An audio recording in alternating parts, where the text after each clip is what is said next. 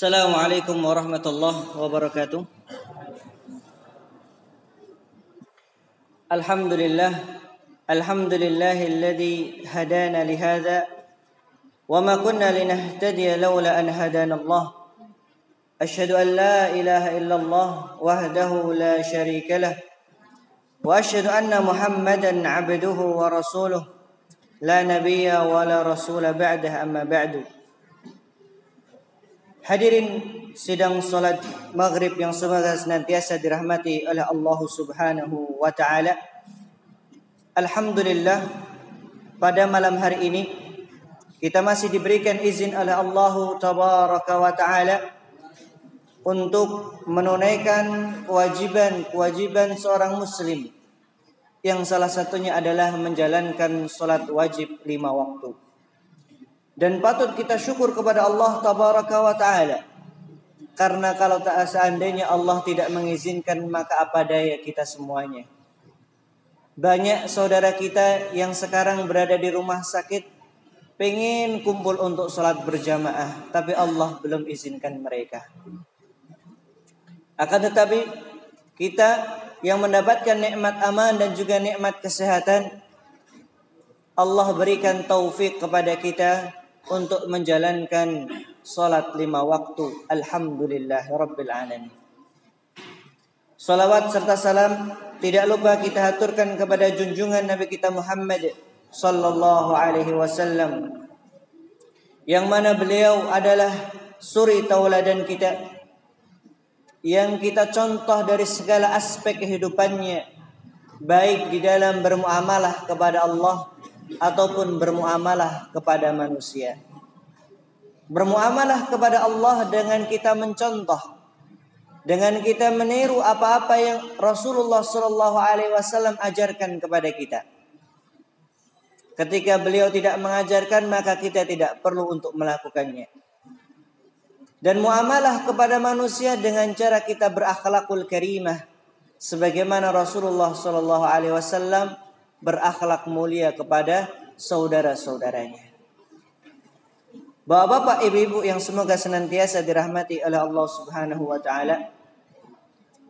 Ternyata kita sudah masuk tanggal 8 Sya'ban, alhamdulillah. Dan tinggal hitungan jari kita akan bertemu dengan tamu agung, yaitu bulan Ramadan. Maka selayaknya bagi kita seorang muslim, walaupun ini ibadah tahunan, akan tetapi tiada salahnya kita untuk mengulang kembali, mempelajari kembali apa-apa yang menjadi kewajiban, apa-apa yang menjadi sunnah, apa-apa yang diperintahkan oleh Rasulullah sallallahu alaihi wasallam ketika di bulan Ramadan. Maka insyaallah taala beberapa pertemuan nanti kita akan membahas seputar persiapan kita untuk di bulan Ramadan. Sebagaimana telah kita ketahui bersama bapak-bapak dan ibu-ibu sekalian, bahwa bulan Sya'ban para ulama mengatakan, salah satunya Ibnu Rajab, sebagai muqaddimah, sebagai permulaan kita untuk menyambut bulan Ramadan. Maka begitu pula apa yang disyariatkan di bulan Ramadan, seperti puasa, qiyamul lail, membaca Al-Quran, pun juga disyariatkan di bulan Sya'ban ini. Maka kita diperintahkan untuk memperbanyak puasa sunnah-sunnah kita. Monggo bapak-bapak, ibu-ibu, apakah sudah memulai puasa sunnahnya? Atau mungkin ibu-ibu yang punya hutang di tahun kemarin atau bahkan 2 tahun kemarin, harus segera dibayar. Jangan sampai tahun ini nambah hutang lagi dan belum dibayar lagi hutangnya. Kemudian dan juga disunahkan, juga disyariatkan pula kita untuk memperbanyak sholat malam kita. Kemudian juga disyariatkan pula untuk memperbanyak di bulan Sya'ban ini membaca Al-Quranul Karim. Dan pertanyaan bagi kita semuanya, bapak-bapak dan ibu-ibu sekalian, sudah sampai juz berapa sekarang kita membaca Al-Quran? Apakah sudah setengah Al-Quran? kita sudah baca, ataukah sudah mau akhir di Al-Quran sudah kita baca, ataukah ternyata baru memulai membaca Al-Quran. Maka di bulan Sya'ban ini bapak-bapak dan ibu-ibu sekalian, marilah kita semangat lagi untuk menghidupkan bulan Sya'ban sebagaimana Rasulullah sallallahu alaihi wasallam ketika beliau masih hidup, beliau memperbanyak puasa dan juga memperbanyak salat malam dan juga membaca Al-Quran di bulan Sya'ban ini. Bapak-bapak dan ibu-ibu sekalian yang semoga senantiasa dirahmati oleh Allah Subhanahu wa taala. Sudah kita ketahui bersama bahwa puasa di bulan Ramadan hukumnya adalah wajib. Bahkan termasuk dari rukun-rukun Islam yang 5. Kalau yang pertama kita tahu bahwa rukun Islam yang pertama syahadat. Kemudian yang kedua salat. Dan yang ketiga puasa. Puasa disebutkan oleh Rasulullah SAW dalam sebuah hadis yang sangat panjang. Dan telah kita bahas di pertemuan pertama kali. Yaitu setelah salat. Alhamdulillah kita sudah diberikan kesempatan oleh Allah untuk menunaikan sholat 5 waktu. Menjaga sholat kita 5 waktu. Tinggal puasa di bulan Ramadan. Disebutkan oleh Rasulullah SAW dalam sebuah hadis, Buniyal Islamu ala khamsin. Syahadati an la ilaha illallah wa anna Muhammadar Rasulullah wa iqamis salah wa ita'iz zakah wa hajjul baiti wa shaumir Ramadan. Ya, ada redaksi yang lainnya yang mengatakan puasa Ramadan ditaruh di bagian yang kelima.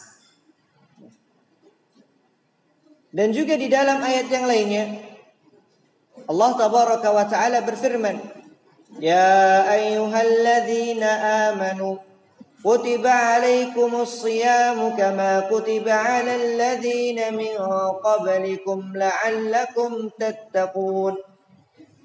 Di sini Allah tabaraka wa taala mengatakan kutiba alaikumus shiyam, bahwa diwajibkan, ay kutiba ma'nahu furida, diwajibkan bagi kalian untuk berpuasa. Kama kutiba 'alal ladzina min qablikum, sebagaimana kaum-kaum sebelumnya pun juga diwajibkan. Dan ujung-ujungnya tujuannya adalah la'allakum tattaqun, agar kalian bertakwa kepada Allah Subhanahu wa taala. Menjadi pribadi yang takwa bapak-bapak dan ibu-ibu sekalian adalah dengan cara kita menjalankan perintah-perintah Allah dan juga menjauhi segala larangan-larangan Allah Subhanahu wa taala. Dan inilah bekal kita kelak di surga. Bekal kita menghadap Allah Subhanahu wa taala. Wa tazawwadu fa inna khaira zadit taqwa.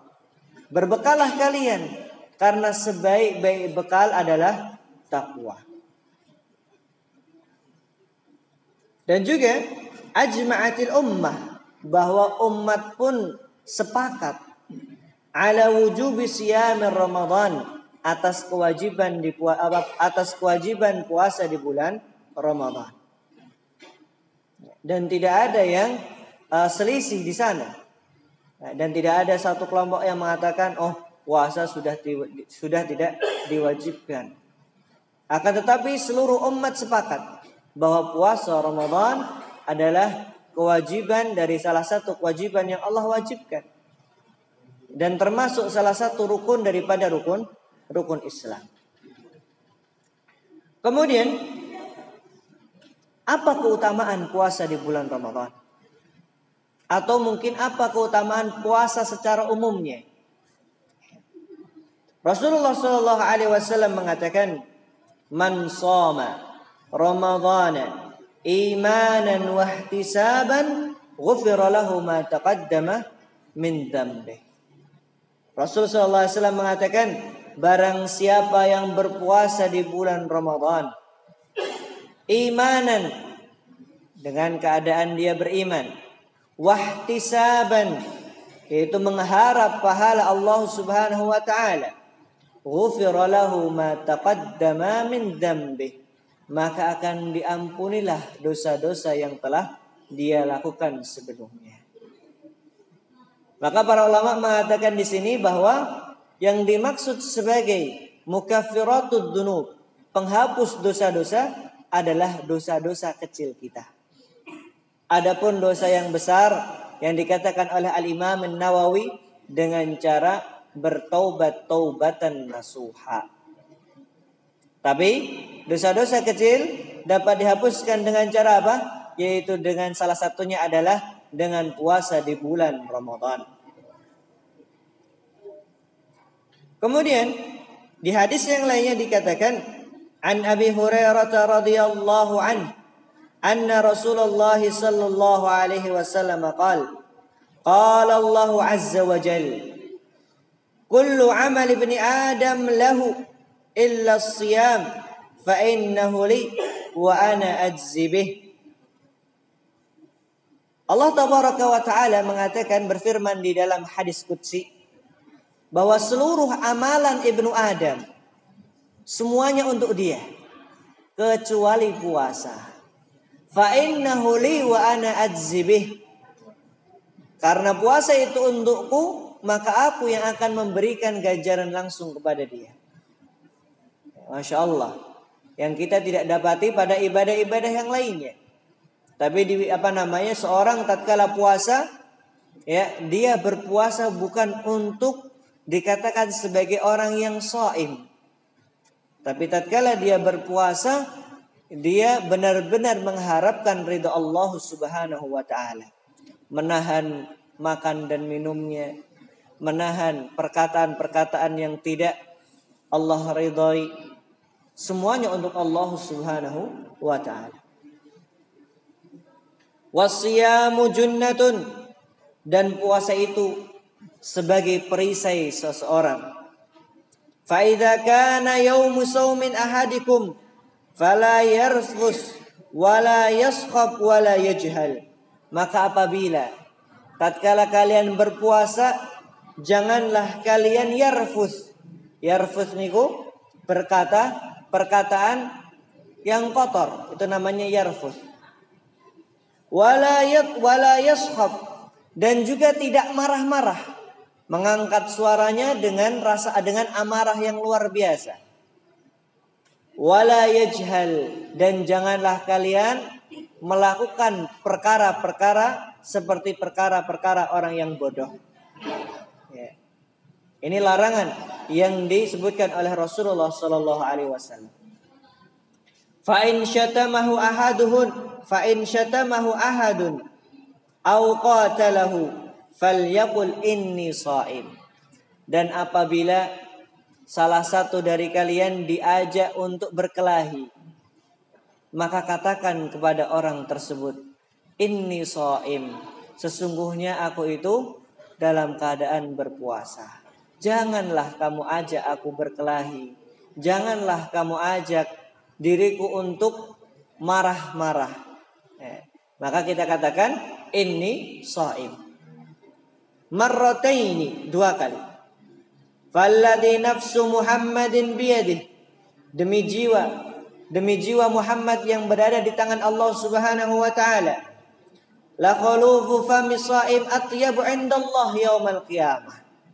Sesungguhnya bau mulut seorang yang berpuasa itu lebih wangi kelak pada hari kiamat dari minyak al-misk, minyak misk.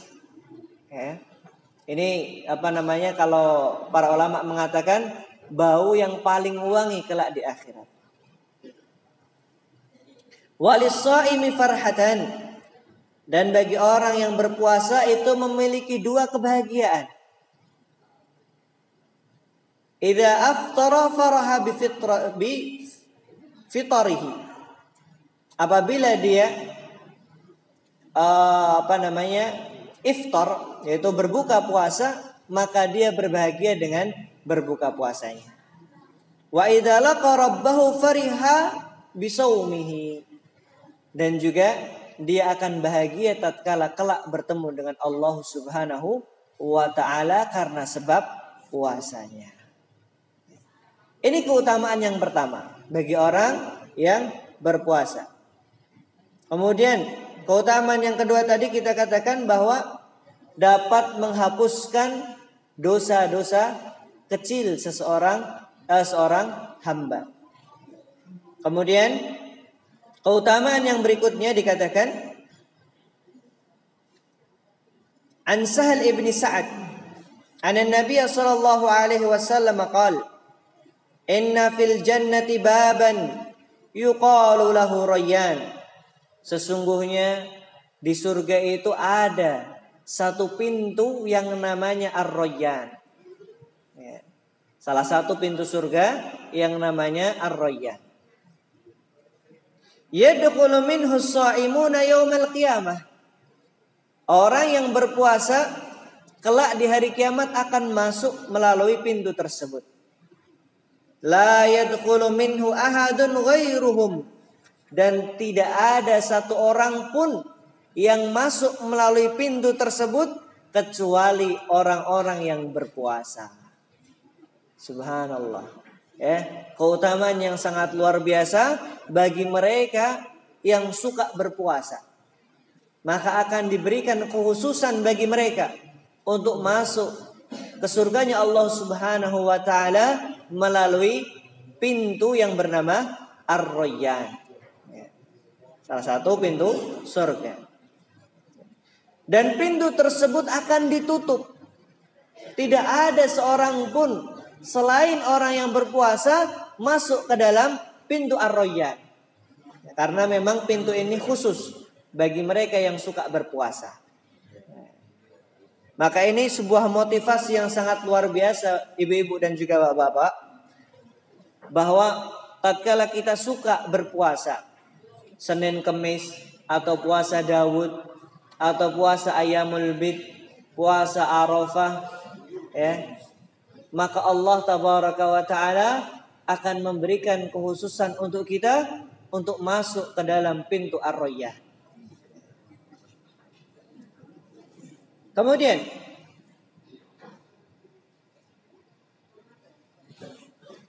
kapan seseorang itu diwajibkan untuk berpuasa di bulan Ramadan? Nah, ini walaupun terjadi ya di zaman sekarang ini khilaf di antara beberapa ormas. Kalau kabar yang terakhir saya mendengar kalau Muhammadiyah menetapkan tanggal 13 April. Ya. Adapun pemerintah dan juga ormas-ormas yang lainnya menunggu dengan cara ru'yatul hilal. Dan inilah yang dilakukan oleh Rasulullah SAW dan juga para sahabatnya. Sebagaimana dalam sebuah hadis dikatakan dari sahabat Abi Hurairah radhiyallahu anhu qala Rasulullah SAW sumu li ru'yatihi wa aftiru li ru'yatihi. Berpuasalah kalian dengan cara kalian melihat hilal. Wa aftiru li ru'yatihi.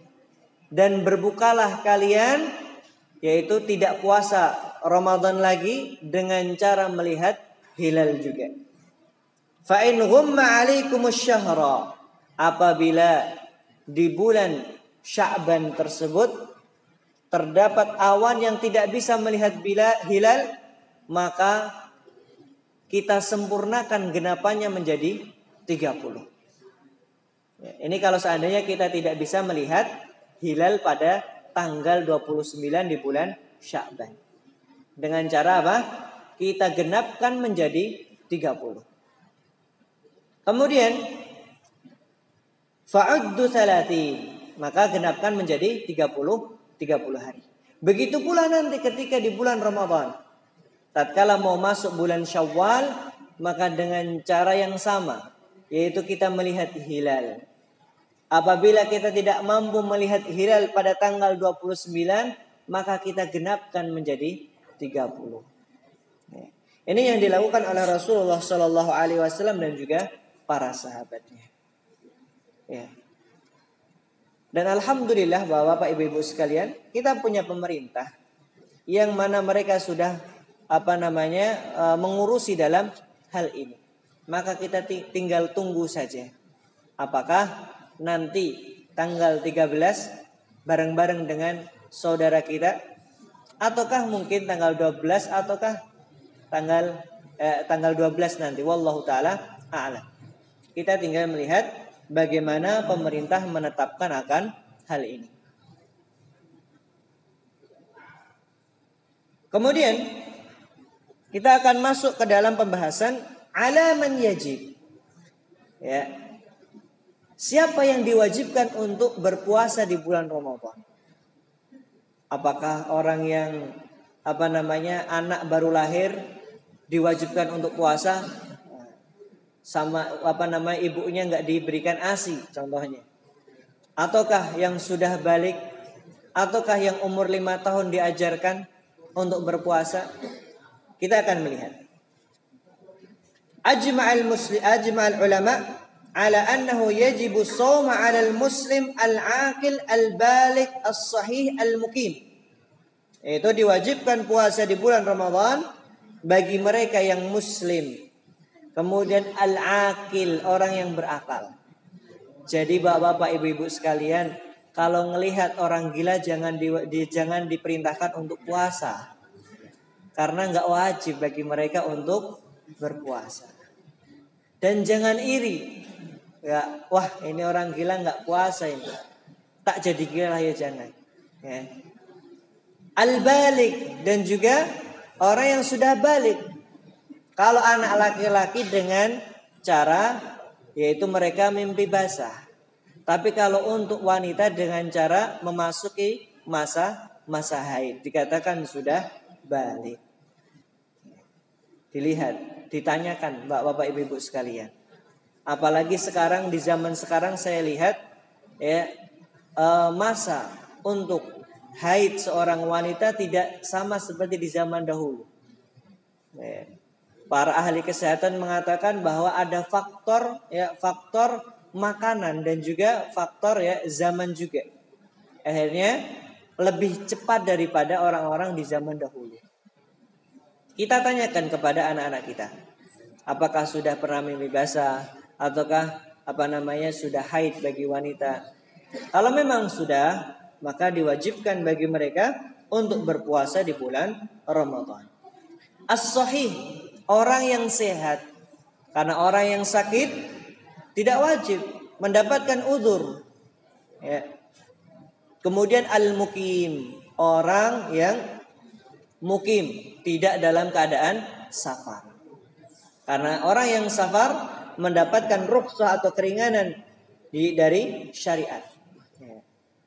Walaupun kalau seandainya seorang yang berpuasa, seorang yang musafir itu kuat, maka diperbolehkan dia untuk melanjutkan puasanya. Tapi kalau seandainya ketika dalam keadaan safar mungkin merasa pusing atau merasa haus, maka diperbolehkan bagi mereka untuk berbuka. Walaupun bapak-bapak ibu-ibu sekalian, jarak antara Surabaya dengan Sumatera mungkin bisa ditempuh 1 jam lebih sekian dengan menggunakan pesawat. Tapi syariat memperbolehkan kalau memang dia tidak mampu atau mungkin haus, kelaparan, tidak diperbolehkan bagi dia untuk berbuka puasa. Karena jarak dari Surabaya sampai Sumatera itu adalah jarak orang yang safar. Tidak mengapa. Walaupun menggunakan alat transportasi yang tercepat. Karena yang dihitung adalah jaraknya, bukan dengan apa mereka safarnya. Wa yajibu an takuna al-mar'atu tahiratan minal haid wan nifas. Dan juga diwajibkan bagi wanita dengan catatan harus suci dari haid dan juga nifas. Amma adamu wujubihi ala ghairil aqilil balik. Adapun dalil yang tidak mewajibkan bagi orang yang tidak berakal ataupun tidak balik untuk berpuasa adalah keumuman dari hadis Rasulullah sallallahu alaihi wasallam, rufi'al qalamu an thalath, bahwa catatan atau pena amalan itu diangkat dari 3 kelompok atau 3 golongan. Yang pertama, anil majnuni hatta yafiq, dari orang yang gila sampai dia sadar dari gilanya. Karena kita ketahui Bapak-bapak dan ibu-ibu sekalian, ada istilahnya gila tidak permanen. Ada gilanya yang permanen. Maka yang tidak permanen, tatkala dia sadar dari gilanya atau sembuh dari gilanya, dan ternyata masuk di bulan Ramadan, wajib bagi dia untuk berpuasa di bulan Ramadan. Tapi tatkala dia ternyata kebiasaannya gila selama 2 bulan contohnya, maka ketika masuk di bulan Ramadan dia tidak diwajibkan untuk berpuasa. Kenapa? Karena dia dalam keadaan gila. Wa 'anin naimi hatta yastayqi, orang yang tidur sampai dia bangun dari tidurnya. Maka Pak, kalau dalam fikih Islam, orang yang dalam keadaan tidur kemudian kok mengucapkan kalimat, contohnya, "Dek, kamu tak ceraikan." Contoh yang kelindur. Maka ucapan yang dia ucapkan tadi tidaklah tidak sah istilahnya. Tidak tidak berguna. Kenapa? Karena dia mengucapkan dalam keadaan tidur. Atau contohnya, ketika dia tidur nggak sengaja megang pisau kemudian menusuk orang yang berada di sampingnya dan meninggal dunia. Maka dalam kasus seperti ini, secara fikih Islami tidak dihukum orang tersebut menurut fikih Islam. Akan tetapi wallahu a'lam, apakah hal ini juga berlaku dalam undang-undang negara kita? Wallahu a'lam bishawab. Orang yang tidur apakah juga dihukum juga? Nah, itu. Tapi kalau menurut fikih Islami, orang yang tidur ketika mengucapkan sebuah ungkapan tidak dianggap ungkapannya. Kemudian yang ketiga adalah wa anis sobi hatta yahtalim, anak kecil sampai dia yahtalim, yaitu mimpi basah. Maka selama dia anak kecil yang belum mimpi basah, tidak diwajibkan untuk melakukan ibadah-ibadah yang diwajibkan seperti sholat, puasa, zakat. Akan tetapi diajarkan anak-anak kita dari sejak dini. Bukan berarti dibiarkan, akan tapi diajarkan dari sejak dini untuk menjalankan kewajiban-kewajiban di dalam syariat Islam. Agar mereka nanti ketika sudah dewasa, sudah terbiasa. Maka Rasulullah SAW mengatakan apa? Muru auladakum bisalah wa hiya sab'a sinin. Perintahkanlah anakmu untuk sholat. Dan dia ketika itu umur 7 tahun. Wadribuhum, dan pukullah mereka wa huwa asyra sinin. Ketika umur mereka 10 tahun. Ketika mereka tidak mau sholat. Artinya pukulan di sini adalah pukulan ringan. Ayo nak, sholat. Untuk apa Bapak Ibu sekalian? Untuk melatih mereka menjalankan syariat-syariat Islam. Jadi kita ulangi bahwa ada 3 golongan yang secara hakikatnya mereka tidak mendapatkan dosa atau tidak dicatat amalan mereka. Yang pertama, anil majnuni hatta yafiq, orang yang gila sampai mereka sembuh dari kegilaannya. Wa anin naimi hatta yastayqid, orang yang tidur sampai dia bangun dari tidurnya. Wa anis sabi hatta yahtalim, dan dari anak kecil sampai dia beranjak dewasa, yaitu dengan ditandai mimpi basah. Amma adamu wujubihi ala ghairi sahihil muqim. Adapun tidaklah diwajibkan bagi seseorang yang dalam keadaan musafir. Sebagaimana firman Allah tabaraka wa taala, "Wa man kana maridan aw 'ala safarin fa'iddatun min ayyamin ukhra." Maka apabila orang tersebut dalam keadaan sakit atau dalam keadaan safar, maka diperbolehkan untuk mengganti puasanya di hari yang lain. Ini untuk siapa? Orang yang sakit dan juga orang yang musafir, orang yang dalam keadaan safar. Lantas jarak safar itu seberapa? Kalau ada pertanyaan. Para ulama di sini mengatakan bahwa jarak orang yang musafir, orang yang safar itu perjalanan dengan kaki sehari semalam. Kemudian para ulama zaman sekarang mengira-ngira, kalau orang jalan kaki selama sehari semalam itu sekitaran 85 atau kurang lebih 85 kilo. Itu baru dikatakan jarak safar. Ada juga para ulama yang mengatakan kira-kira. Menurut orang-orang di sekitar sana dikatakan musafir. Contoh Pak. Seandainya kita safar bepergian dari Sragen menuju Wonogiri contohnya. Wallahu alam berapa kilo sini sampai Wonogiri?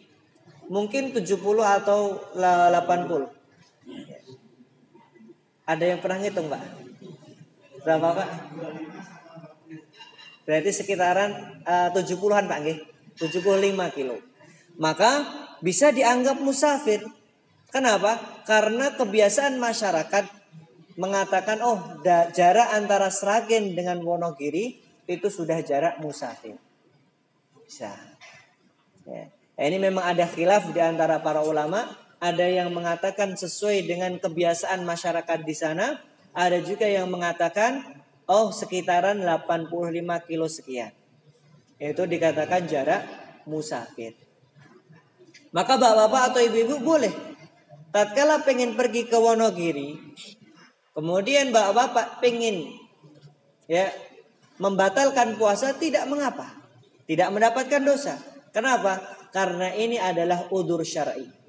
Bahkan Allah tabaraka wa taala mengatakan sendiri di dalam sebuah hadis qudsi bahwa udzur itu dari Allah. Maka Allah senang tatkala seorang hamba itu mengambil uzurnya. Dan ini menunjukkan bahwa syariat Islam bukanlah syariat yang sulit, tapi memudahkan bagi hamba-hambanya. Sudah masuk waktu insyaallah? Belum. Baik. Kurang 7 menit lagi insyaallah.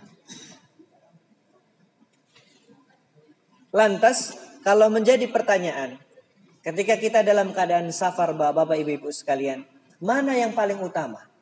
Apakah kita membatalkannya ataukah tidak membatalkannya?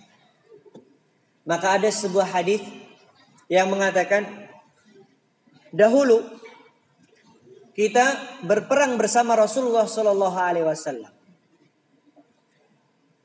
Dan ketika itu perangnya di bulan Ramadan. Ada sebagian kita yang berpuasa dan ada sebagian yang tidak berpuasa atau membatalkan puasanya. Fala yajidu as-shaim 'ala al-muftir wala muftirun 'ala as-shaim. Wa yarawna anna man wajada quwwatan fasama fa inna dhalika hasan. Wa yarawna anna man wajada dha'fan fa aftara fa inna dhalika hasanun.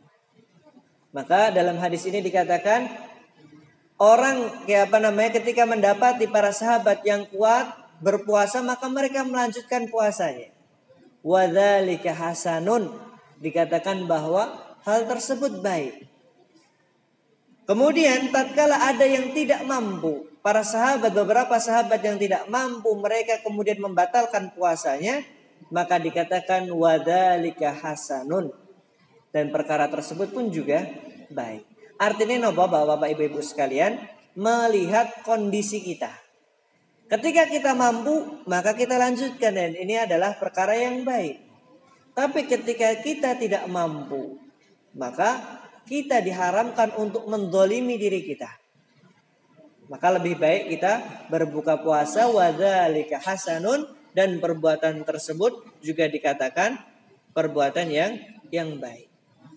Ya, jadi kalau kita simpulkan bahwa siapa yang paling utama ketika mendapatkan rukhsah, yaitu orang yang mampu melihat kondisi dirinya. Ketika mampu melanjutkan, maka dilanjutkan. Ketika tidak mampu untuk melanjutkan puasa, maka berbuka puasa, itu pun juga dikatakan baik untuk dirinya. Baik, wallahu taala a'lam bissawab.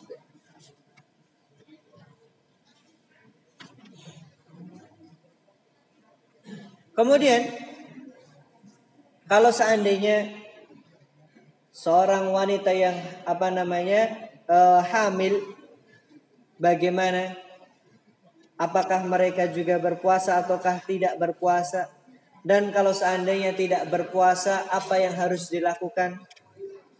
Kemudian orang yang tua renta, yang tidak mampu berpuasa, apa yang harus mereka lakukan? Insyaallah ta'ala akan kita bahas di pertemuan berikutnya biidnillahi azza wa jalla. Wallahu ta'ala a'lam bisawab. Ini yang bisa kita sampaikan pada kesempatan kali ini. Ya, kami ulangi bahwa terdapat fadilah, keutamaan-keutamaan bagi mereka yang berpuasa, dan juga siapa saja yang diwajibkan untuk berpuasa, dan golongan apa saja yang tidak diwajibkan untuk berpuasa. Alhamdulillah telah kita pelajari, dan semoga Allah tabaraka wa taala memberikan kefahaman kepada kita semuanya dan menjadikan ilmu yang telah kita pelajari adalah ilmu yang bermanfaat. Amin ya rabbal alamin. Baik, insyaallah taala kita cukupkan sampai di sini. Kita akan lanjutkan di pertemuan berikutnya. Wallahu waliyut taufiq, wa sallallahu ala nabiyyina Muhammad, wa akhiru da'wana anil hamdulillahi rabbil alamin. Tsumma assalamu alaikum warahmatullahi wabarakatuh.